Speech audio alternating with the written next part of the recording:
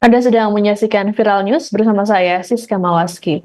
Belum ada sehari setelah Muhaimin Iskandar ditetapkan jadi Ketua Umum Partai Kebangkitan Bangsa atau PKB, muncul rencana muktamar tandingan. Muktamar tandingan ini diinisiasi oleh sejumlah fungsionaris DPP PKB yang merasa muktamar Bali menyalahi aturan. Sekretaris DPP PKB Malik Haramain dalam keterangan tertulis pada Minggu 25 Agustus mengatakan muktamar PKB dapat mengganggu stabilitas keamanan, ketenangan, dan masyarakat di Bali. Menurut Malik, pengumpulan surat dukungan DPC PKB terhadap Caimin untuk menjabat kembali sebagai ketum tak berjalan murni. Pasalnya, ada dugaan pengancaman pemecatan struktural di balik hal tersebut. Untuk itulah Malik menilai muktamar ke-6 PKB yang digelar di Bali Nusa Dua Convention Center itu tidak demokratis dan hanya meneguhkan kepentingan syahwat politik Caimin.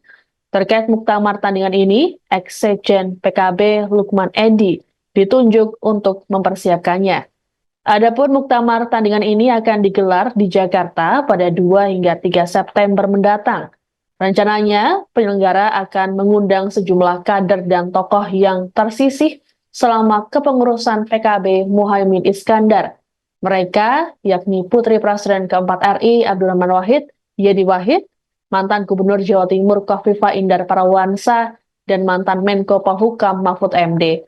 Para tokoh tersebut diundang agar seluruh kader kembali bersatu dan solid seperti awal pendirian PKB pada tahun 1998. Malik mengatakan muktamar tandingan ini digelar karena peran kiai dan ulama dalam tubuh partai yang makin tersisihkan dengan hanya jadi pengawas, sehingga tak ada lagi yang mengkoreksi kepemimpinan Caimin. Download Tribun X sekarang, menghadirkan lokal menjadi Indonesia.